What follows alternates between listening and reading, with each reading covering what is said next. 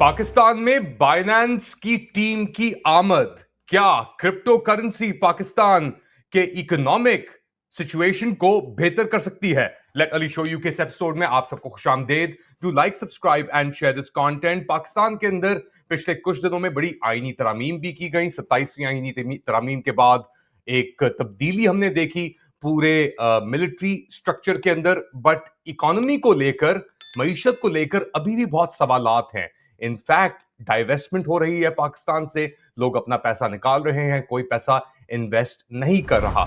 इस पूरी सिचुएशन में एक पाकिस्तान क्रिप्टो काउंसिल को तश्कील दिया गया है और उसकी सरबराही कर रहे हैं बिलाल बिन साकिब जी। वही बिलाल बिन साकिब जो कुछ अर्सा पहले, कुछ माह पहले, जिनको special adviser to prime minister लगाया गया था। अब उन्होंने अपनी वो पोजीशन तो छोड़ दी है, मगर वो जो पाकिस्तान के क्रिप्टो एसेट्स हैं उनकी फिलहाल देखभाल करेंगे। और जैसा मैंने जिक्र किया कि पिछले कुछ दिनों के अंदर बाइनेंस के सीईओ ने भी पाकिस्तान में विजिट की है। इस इशू को मजीद समझने के लिए हमें ज्वाइन कर रहे हैं डॉक्टर हुसैन नदीम, अमेरिका से। इनकी कंपनी है थर्ड एआई, और ये ऑब्वियसली तबसरा भी करते हैं बहुत सोशल मीडिया के ऊपर, पाकिस्तान के अंदर हो रहा है। Thank you so much Hussain join करने के लिए हमें। पहले तो ये बताएं कि इस वक्त जो आपकी आपकी निगाह में जो सिचुएशन है पाकिस्तान की इकोनॉमिकली, वो किधर खड़ी है और क्या क्रिप्टो वाकई ही में एक हल प्रोवाइड कर सकता है? So, crypto जो है itself, I mean, first of all, thank you for inviting me over. I know that this conversation was long due, so I'm happy to be here. As far as crypto is concerned, देखिए, I have been a big fan of crypto for a couple of years now. And part of the reason is कि जो आपका current existing आपकी जो fiscal and monetary systems हैं, वो archaic institutions हैं. I mean, आपने banking transaction करनी है अमेरिका से Pakistan, the number of days it takes, the fees that are required are just exorbitant. So, you know, in a world which is digitally empowered, in a world जहाँ पे अब आपकी new tech आ गई हुई है, crypto is common sense. It just makes sense. Because जो आपकी इस वक्त कागज का रुपया है उसकी भी कोई वैल्यू तो नहीं है ना, आपकी टेंजिबल वैल्यू। और करेंसी जो है वो टोटली बेस होती है ट्रस्ट के ऊपर। सो जो आपकी ये क्रिप्टोज भी हैं, ये भी आपकी बेस्ड ऑन, बहुत बड़ा फैक्टर ब्लॉकचेन का और क्रिप्टो का ट्रस्ट के ऊपर है। इनकी फर्क ये है कि इनकी ट्रांजैक्शन, इनकी ट्रांसपेरेंसी, इनकी अकाउंटेबिलिटी, इनकी फीस, इनकी movement is very very fast. So वो तो देखिए, जो टेक्नोलॉजी इटसेल्फ है उसमें तो कोई डिनाइल ही नहीं है, there is no doubt that the technology is foolproof, the technology is good as of right now. अभी अगर मैं क्वांटम की बात करूं तो that will be a different thing, because the moment the quantum computing hits the market at the stage, तो फिर crypto will be the first of the victim of that, because you know crypto का जो whole point है आपका, you know, secure and safe, quantum computing is going to essentially be the main hook in that. So that will change, but that's few years down the line. Let's not talk No, that. but But explain अभी that to right us. now as Sorry of to interject. Explain that कि क्या मतलब आपका quantum किस तरीके से affect कर सकता है क्रिप्टो को?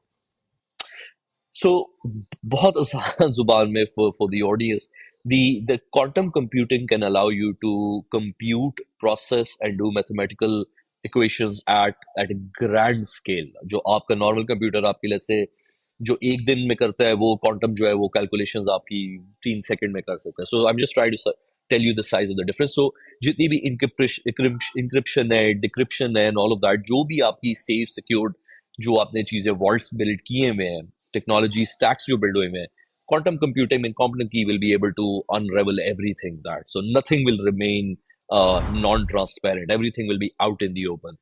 So quantum जो है वो directly एक challenge pose कर देता है आपकी crypto market. So because crypto is built entirely on those, you know, abilities to do the whole encryptions and, you know, the safe and secure way of processing. मगर अगर आपका quantum computing है, तो अगर आपकी safe transactions नहीं हो रही, the crypto will nose dive. But then again, you know, that's a debate in the industry right now. It's nothing that is to be feared at the moment, but this is going to be a very very important indicator to look at again on the crypto part. And there is one big reason why China has, you know, essentially rolled back on its crypto investments, is because China is far ahead in the crypto in the quantum space. So I think they sense something over there that, you know, the crypto might not be as safe as an asset, because they already have unlocked the quantum quantum के अंदर जो काम, जो research है उनकी Chinese की, वो बहुत एडवांस लेवल पे है.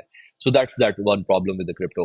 बट अदरवाइज जिस तरह से पाकिस्तान की मार्केट में अगर आप बात करें, तो I think the problem is not crypto और द करेंसी. हमारे हमारे जो fundamentals of economy है, those are wrong at the moment, because economies are built on fundamentals, which is regulatory environment, trust, the rule of law and justice. So वो crypto की लोग बात करते हैं, इकोनॉमी की बात करते हैं, वो तो बहुत दूर की बात है ना, उसके ऊपर बिल्ड होती हैं चीजें। जो फाउंडेशंस है ना आपकी स्टेट सोसाइटी की, fair fair play, rules and regulations, वो आपकी एक्चुअली मिसिंग है। अब उसके ऊपर आप, I mean sometimes you come up and you से कि हम एसआईएफसी बना देंगे। The day SIFC was launched, that same day I tweeted that this, I can vouch my entire career on this, that this will fail. There is not going to be a single dollar that's going to come, because आपकी एक already knotted government organizations, and I've spent about 14 years in the government, 12 to 14 years, and you already know that you needed to undertake reforms of the bureaucracy. Instead reforms को आपने carpet के नीचे डाला, and on top of that आपने एक super structure create कर दिया, SIFC. Now that super structure is another layer of bureaucracy on top. It's not solving the problem, it's actually creating double the problem. So वो नहीं चलना था आपका। फिर कभी आप वो SIFC करते हैं, फिर कभी आप IT की $100 billion की शुरू हो जाते हैं कहानी, फिर कभी पाकिस्तान से ऑयल निकल आता है, कभी क्रिटिकल मिनरल्स आ जाते हैं, फिर आपके पाकिस्तान कभी क्रिप्टो कैपिटल बन जाता है, strategic Bitcoin reserve आ जाते हैं। So when I look at somebody who's worked in the government, academia, and also in the industry now, in the tech startup, you don't take it seriously. For after one or two times, आपको पता लग जाता है कि यार this is not a serious market. The players are not serious. Uh, and when you look at the plan, for instance, the current minister जो है हमारे, I have nothing against him. I barely know the guy. एक दो बार बस हमने उनको round table पे बुलाया था for crypto when I was in the government. So I really don't know him enough. But I asked him a few simple questions. कि अच्छा यार, if you're working on these things, these are very important things. Is there a white paper? Is there a policy paper that we can read? Is there any transparency around it? What is your connection with WLFI? I mean, आपका conflict of interest and all. None of the answers were, given. Which tells me one thing, okay, fine, they have not done the homework, because they're talking about AI data centers, they're talking about everything under the sun, which basically means that, they want to do everything, which means they won't be able to do anything at all. And I look at this new development that we're trying to do about, Binance team coming in, the stable coin. I mean, yeah, this is just so sad for somebody who understands the basic part of the technology, that Pakistan's currency is so volatile. You cannot have Pakistan's stable coin. I mean, आप build कर लें. There is no big deal in building that technology. It's a very easy thing to build, the tokenization of currency. The real problem is that there's not going to be any appetite for that, because आपकी currency इतनी volatile है. It will not have the same level of effects. In fact, anything at all, it's going to have the opposite effects of what you're trying to do. The capital flight, all the corruption, all the problems that will come of it. So you're essentially opening up a very, very deep Pandora box. And yeah, so no good can come out of this, as I've already talked about. आपने जिक्र किया world liberty financial international का, जो Trump associate Witkoff, Steve Witkoff के बेटे उसके involve हैं, वो भी पाकिस्तान आए थे। आपने जिक्र किया बाइनेंस का और स्टेबल कॉइन क्रिएट करने का, एक बाइनेंस की डेलीगेशन भी आई हुई थी, और ऑब्वियसली इनकी मुलाकात हुई हाईएस्ट लेवल्स के ऊपर, जिसके अंदर फील्ड मार्शल आसिम मुनीर भी इन्वॉल्व थे। बड़ी प्रोमिसेस भी की गई हैं अनलिमिटेड एनर्जी की, क्योंकि अपेरेंटली बड़ा ही एक एनर्जी इंटेंसिव प्रोसेस है। तो जिस तरह आप कह रहे थे Hussain, are these all just gimmicks, and to what end? There are certain times that uh, critique, as an academic, for instance, we provide critique because, you do that because the critique builds the debate. So, somebody writes something, you build a critique on that, they critique that, somebody else critiques, and you create a body of knowledge and understanding, and, you give different perspectives. And that is how, generations of intellect, scientific knowledge, and all of that grows. But in terms of this, I almost feel embarrassed. I almost feel like I'm belittling myself when I critique these kind of projects. Uh, you go to Las Vegas and you launch strategic Bitcoin reserve for Pakistan, and the crypto remains banned in Pakistan. I just don't know how that happens. I mean, Pakistan में crypto ban है आपकी, आप strategic Bitcoin reserve launch कर दिया आपने, no thinking. So what is happening? And I mean, having worked in the government, you realize one thing, that the best way to avoid being asked questions about your progress is by launching a new project. So you jump on from one project to another, to another, to another. By the time your tenure is ending, you've launched 300 projects, and there is not one to show off for. And when you are squeezed out, you say, "Oh, we do it so much for Pakistan. but we were never allowed to do anything.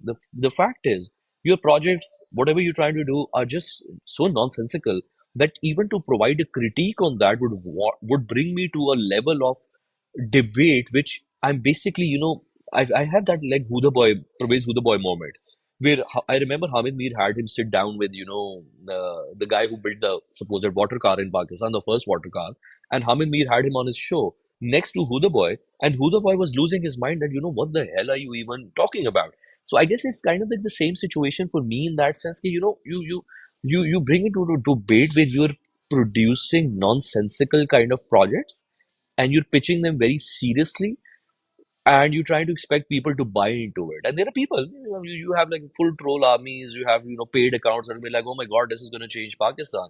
The fact is, none of these are viable projects. The energy consumptions, the data centers. I mean, आप पाकिस्तान में data center बना रहे हैं. For whom? Who's the market over here? Why is the government doing that? Why is not the private sector doing it? जब पैसा कमाना होता है ना, even if there is like the margins, the RORs are like 5%, 7%, private sector doesn't wait for the government. The private sector jumps in and they start making money way before. यहाँ पे हमारी सारी कोशिश है कि गवर्नमेंट आ जाए, government data centre बना ले, गवर्नमेंट आ जाए, वो जो है वो आपकी क्रिप्टो कर ले. Crypto is not going to be done by the government. In the US, the crypto is being done mostly by the private sector, and the government is providing the regulatory framework to, make the private sector do it in a more easy way.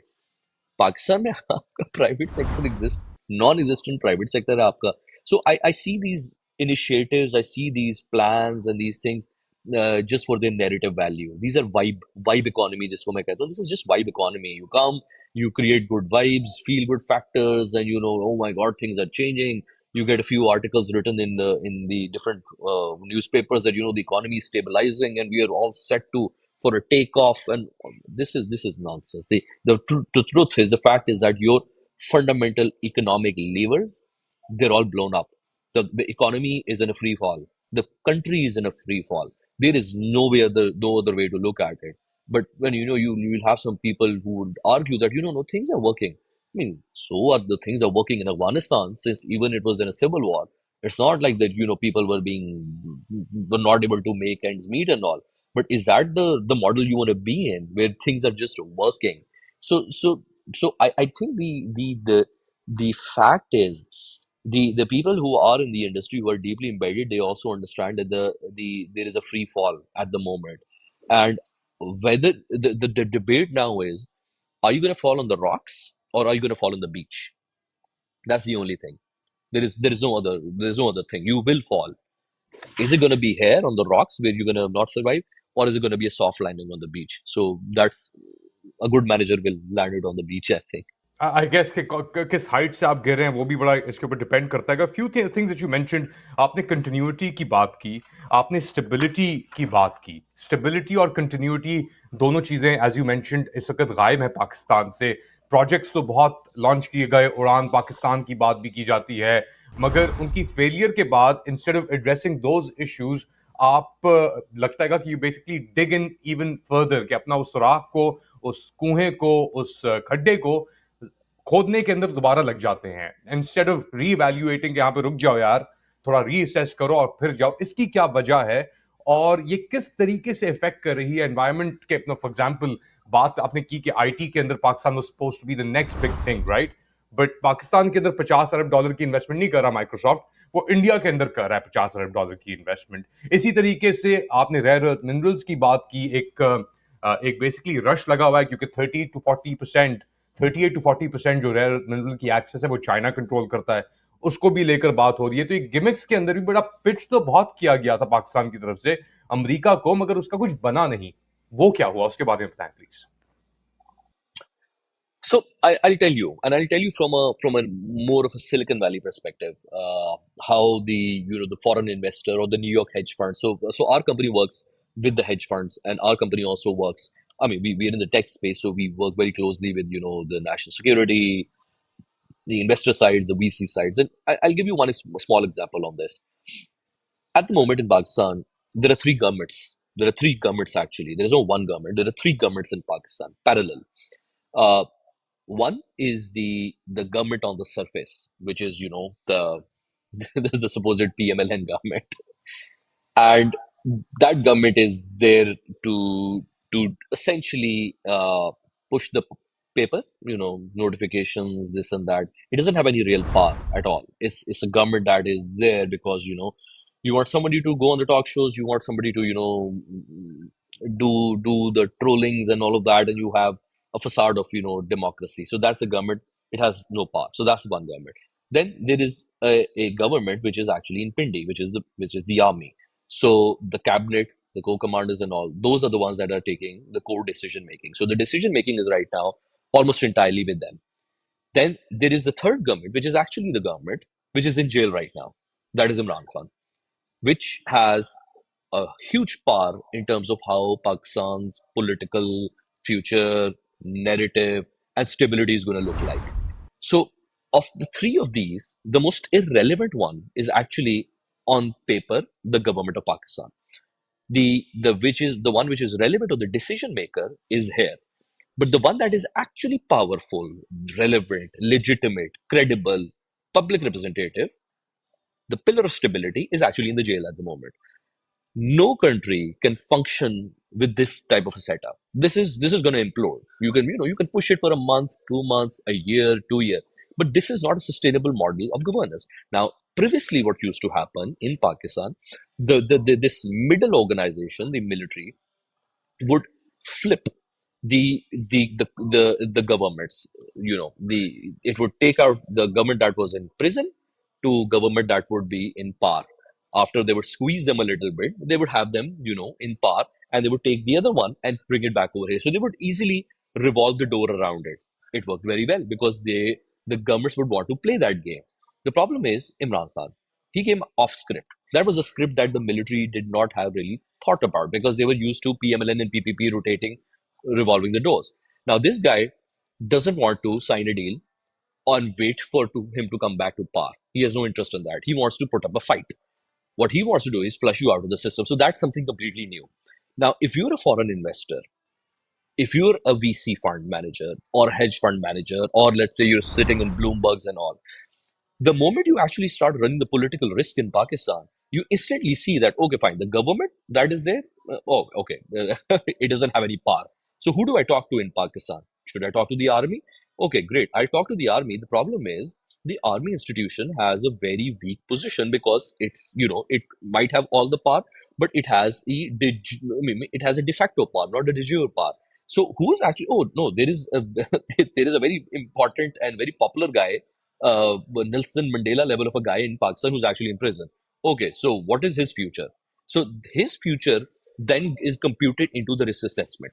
And you would not want to buy Pakistan's currency. You would not want to buy Pakistan's bonds. You would not want to buy Pakistan's equities if you know that this current system is not sustainable, which is exactly why the regime has been trying to run propaganda, trying to push everyone across the world that our system is fair and our system is credible and Imran Khan's threat is gone. The fact is Imran Khan tweets and the whole facade of stability goes running away. So in that environment, the reason why I'm talking about this is because in that environment, then the foreign investors, the confidence, the metrics, and all of that, they just go out of the window. Look, being very simple, Pakistan's core pillar of stability right now, Pakistan's core pillar of trust right now, nations are on which nations are built, trust, stability, the faith in the system and all. That's entirely Imran Khan at the moment. And I'm not saying this because I support Imran Khan or that. You've the collectively the whole system has turned against Imran Khan and somehow all created him into a symbolic figure around which the entire make or break is going to happen. Now, this is not something that Imran Khan has done.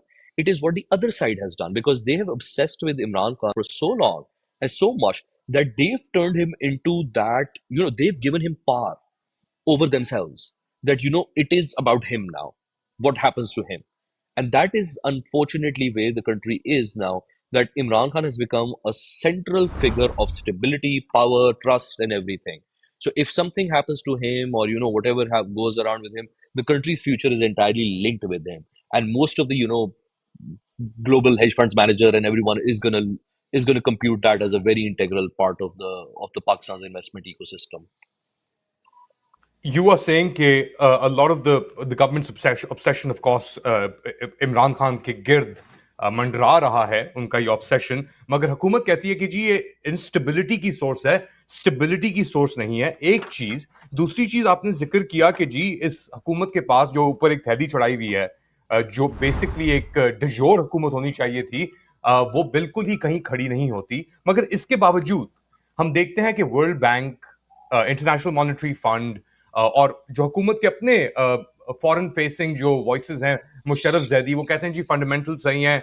अभी world bank का 1.2 अरब dollar का आपके पास जो tranche है, उनका $7 billion का total था, वो भी आना है, मेरे ख्याल से आज या कल के अंदर आ जाना चाहिए। अगर आप मोहम्मद औरंगजेब को सुने तो कहते हैं कि जी we gone through the hard part, Ehsan Iqbal also says this, कि अब हम इसके बाद चीजें बेहतर होंगी। तो जो चीज आपको फंडामेंटल नजर आ रहे हैं या फॉरेन इन्वेस्टर्स को नजर आ रहे हैं, वो वर्ल्ड बैंक या आईएमएफ को क्यों अभी तक नजर नहीं आए, और उन्होंने इस सिस्टम के अंदर क्यों पैसे पंप कर जारी रखे करना? So देखिए इसका तो बड़ा सिंपल जवाब है. Both world bank and IMF are Bretton Woods institutions. They are geopolitical multilateral institutions. They have absolutely nothing to do with the development and all of that. Development is for the purpose of geopolitics and the expansion of the Western influence. And I'm not saying that as a conspiracy. That is what is written in their code. That is what the entire genesis of these organizations was after the last Great War. So उनकी तो जो creation है वो है geopolitical advantage to the Western bloc. Now, if those organizations are pumping in money in Pakistan, one, you have to look at what kind of money are they pumping in. What are they trying to do? What they're trying to do, if they really, really wanted to stabilize Pakistan, okay, put in $30 billion, put in $20 billion. Okay, let's say put in $15 billion minimum. You're giving 1.5 billion to Pakistan just to keep it on a ventilator because you don't want to have an implosion. These countries, these institutions, IMF, World Bank, China, Saudi Arabia, none of these countries and organizations have given Pakistan money to recover and get out of this cycle, this trap. They're not giving that. They're keeping Pakistan in a sort of a on a ventilator. You just don't implode. We give you enough money to survive, but we won't give you enough to actually come out of this phase. So if you look at it from some perspective, they're geopolitical institutions that want to make sure that Pakistan doesn't go up in flames. But they're also very cognizant when we talk to people at the World Bank and the IMF. When you have private conversations with them, they've written off Pakistan. They don't think that the country's fundamentals are right. Now, as far as Pakistani experts talking about the fundamentals and all, I mean, I've been in the government. I mean, it's a great place to work and all of that. But at the same time, there is a price to be paid. The price to be paid is your honesty, your stuff and all of that. And we have, myself included, sometimes we being in the proximity of the government, your analysis are very much influenced by that. So you take certain lines, you have to do take up something, and that is what was the cost of being working in that space comes with. So I don't really take the people who are in the government seriously in terms of what they say about the economy. If you want to talk to someone about where the economy stands, I would rather go to Professor Adil Malik at Oxford. I would love to see his opinions. I would go to Atif Mia. I would talk to him about his opinions. And I don't think any of these individuals would tell you that the fundamentals are right. The fundamentals of, forget about the fundamentals of the economy. I'm talking about the fundamentals of the bloody nation state itself. The whole nation, the foundations of it is essentially built on trust. Now, the elections are the foremost element of that. The proper elections, the ability to conduct the rightful elections is the most trust producing event in a society. You have obliterated that for a very long time. So that is gone. Then the second part of the trust is, public service delivery institutions. Those are obliterated. You're talking about the judiciary, you're talking about the policing. I mean, you're talking about the healthcare, the education. Those are done away with. We have 45% kids under the age of 5 that are stunted. We have 45% of country under the poverty line. What are you talking about? What fundamentals? Now, so when they talk about the fundamentals, the way I read them, the way I see them, the fundamentals of Islamabad and a very small elite between F5 and F6. I include F5 because that's where the military, the judiciary lives. F5 to F8, the fundamentals are right over there. The moment you cross the Fatma Jinnah Park, start F10, the fundamentals start to depreciate. And the moment you cross the motorway, the fundamentals are completely off the rails. So yeah, anyone who argues about the fundamentals, yeah, should step out of the F sectors, I would say. What do you guys think? बताएं comment section के अंदर. Do like, subscribe and share this content. थोड़ी देर बाद दोबारा हाजिर होऊंगा update के साथ. तब तक के लिए अल्लाह.